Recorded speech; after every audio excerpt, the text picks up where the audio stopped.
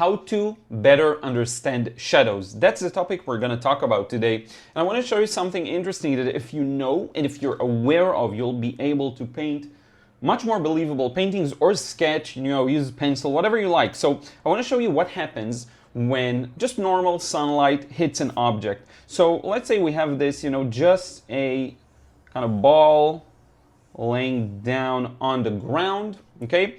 Light comes from the top, just assuming it's noon, 12 exactly to be precise, let's say, and then the light is cast on the ground, like so.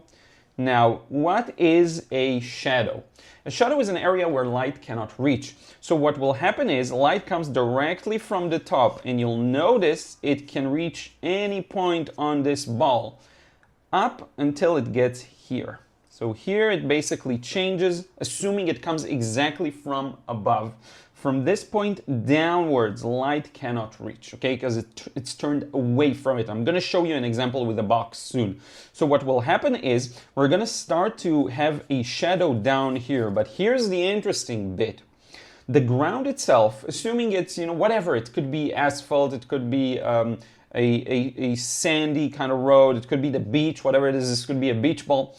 What's going to happen is light hits everything in our scene and bounces off of everything. So it's going to bounce off the ball too. It's going to hit it and bounce off, hit it and bounce off, hit it and bounce off. The light rays that get to our eyes is what we see, right? Now it's going to hit the floor and also bounce back in different directions. What's going to happen, it's going to cast a light back onto the bottom of the ball. So let me show you what happens in actuality when this happens.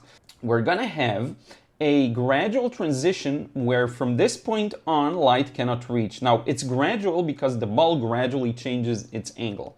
So there is a thin little area right here, and I'm just using clean water, where most light cannot reach, but a little light can still reach it. And this is what's going to create this smooth transition, slightly smooth transition, from white in theory, if the ball is white and there's no, coloration and nothing like that. And this is where our shadow is going to begin, okay? Now this shadow in theory will get a little darker towards the bottom because the planes of the ball face more and more away from the light, and I can show you that in a second, what I mean by that. But here's what's gonna be really interesting about this, okay? So we have the ball, we have the cast shadow. Light is gonna bounce back from the ground and hit the ball, especially here near the bottom. And it's gonna create a lighter section right towards the bottom. So I'm gonna put in a shadow here, but I'm not gonna put that shadow at the very bottom of the ball. And in fact, what you'll sometimes see is the bottom goes a little lighter. So we can just go back with a somewhat dry brush and lift a bit of reflected light. Just like so, the bottom of the ball, and this will be especially pronounced with smooth surfaces like marbles and metallic, metallic objects that are round. There's this monument, what it's called, the Bean, somewhere in the US, in Chicago, I think, I'm not sure, that has that same effect. You see the bottom? It's lighter. And that's the thing many people miss. When you have a rounded object with the bottom facing the ground, some light is going to hit it and make it lighter. What this amounts to is area that's in the light, okay, so that's going to be just light, an area where it starts the smooth transition, okay, right here, this strip of smoother transition, will get a core shadow, sorry for my terrible writing, this is smooth, core shadow, and then reflected light near the bottom, and I talked about reflected light in some other videos. Now this effect, you can create it with, you know, watercolor in this example. You can use pencil, you can use whatever you want. You can make it more pronounced. If this was really a chromatic metallic object, you'd probably see a stronger contrast and you'll probably see reflections of the environment on it. But this is very important. This is very crucial. Sometimes the cast shadow will appear darker. Not always though. We can just put a bit of darkness to it and see what it looks like and if it makes sense. Usually these things are a combination of seeing the world and having some visual experience in what things look like and understanding. So if you understand, your odds of making something look a little more believable go up, okay? Now I want to look at another example with a box. So we have a box on the ground. Let's say we're going to look at it slightly from above, okay? So we have this. It's been a while since I just practiced sketching boxes, but this is our box on the ground, and light is going to come from above, just like we've had it in this example. Now, because it's coming directly from above, in this instance, we won't really have a cast shadow, which I forgot to mention. This is a cast shadow. It's not a shadow on an object due to it facing away from the light, but rather it's a shadow an object casts on a different object, the ground. So here we won't really have a cast shadow because this is just close to the ground. If the sun would come at a bit of an angle, not from above, but maybe a little from behind, or a little from the front, or a little from the side, you will get a very small cast shadow, which, you know what, we could put it in. If light comes a little from the right, maybe you'll get just a bit of a cast shadow towards this direction. Now let me think, this goes here. The most important thing here with the box is this is going to be light and these are going to be dark, and that's pretty much everything to it. So let me show you. I'm going to keep this fairly simple, and I'm going to show you what happens if we do change the direction of the light a bit, as you'll see in a second. So these planes are dark, but the plane that's facing the top is light. And that's pretty much all you need to know. You can use really cool effects in a second. I'll show you with negative painting to make this look really good. I have no idea how long this video runs. I don't want it to be too long, maybe about around 10 minutes. We'll see. Now, if the light source comes from the right and casts a bit of a cast shadow, then I'm going to make a little darker. Here's a pop quiz for you. This is our cast shadow, okay? So the light comes a little from the right. Which of these two planes will have to get a little darker? It comes from the right. It faces more towards this plane. So this plane is more obscure. It's more in the shadow, and we'll get it to look a little darker.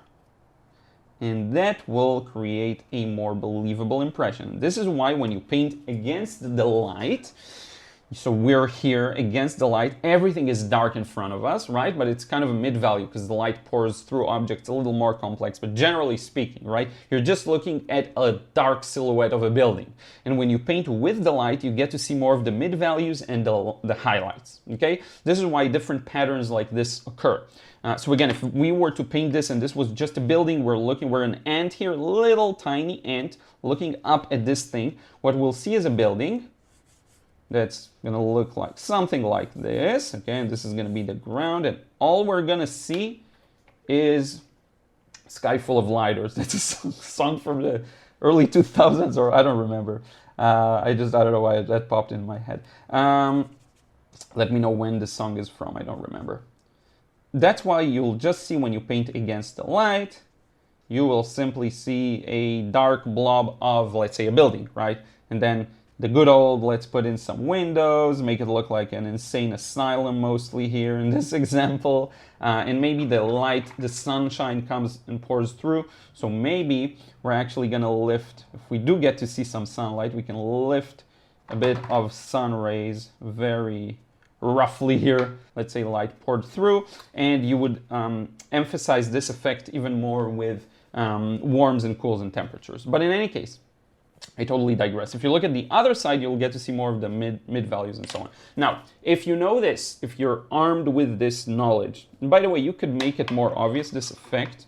I don't know why I get so caught up in this. If you, let's say, make a kind of light value for the sky, so then it will be more obvious. We're looking at direct sunlight. That's another thing. You'll kind of need it to complete this impression. But I'm just trying to show you how different visual elements create a feeling, it's really not that important. But now maybe it will look a bit more like sunlight, even though I've gone all over my explanation here.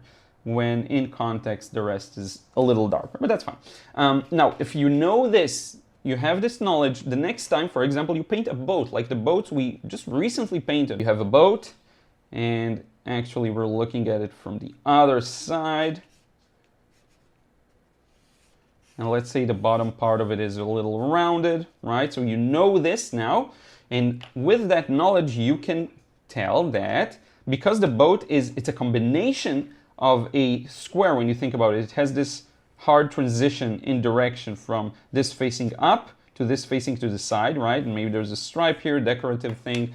Because it has this transition, we can actually create the same effect. So by starting with a middle value right here for the side of the boat, and because we know there's some reflected light from the ground, and there's a cast shadow, of course, we can go ahead and darken not the very bottom, but maybe the lower parts of the boat, and take into consideration that there's going to be a bit of reflected light right here. See? That's going to stay a little lighter because of the environment. And if we want to add another effect, you know, a lot of these beautiful boats have this maybe stripe up top or something like this, right? Maybe there's a bit of a text writing, and of course you get the whole inside the boat thing where it's a nice little effect. So we have maybe the seats, I don't know what you'd call these, and maybe some detail. I don't know why I got so caught up in boats, but it's just a fun subject to paint, okay? So you get this kind of a thing, right? And maybe near the bottom where it does meet the shadow, it's gonna go a little darker, right? But because we have this knowledge, we were able to paint a boat completely from imagination. You know, and when you wonder how people paint from imagination, just generally speaking, a lot of it comes down to understanding. When you throw away your references, it does show if you understand something or not. When you paint from a reference, you can just paint it as you see it visually, go directly at it.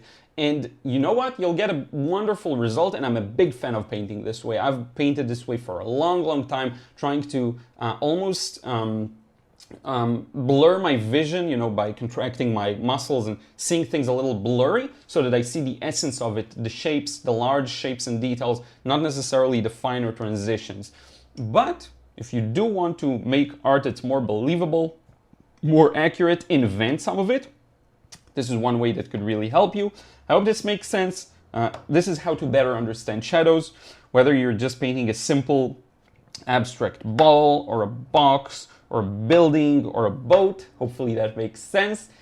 If you want to support my work, check out my watercolor courses, the frustration-free watercolor course and the watercolor realism course. These two are meant to solve your problems, all of them, when it comes to painting freely, loosely, and getting the results you want. I would really appreciate it if you check it out. And if you want to receive credits at the end of my videos, be sure to check out my Patreon. If you become a supporter, just $1 a month, you get immediate access to at least 3 exclusive processes, if I recall correctly, and some more exclusive posts. There's gonna be more, and some of these are a little more, I think, polished and nuanced in terms of the end result I get, so you may enjoy them. Thank you so much for supporting my work, and I will see you in another vid real soon.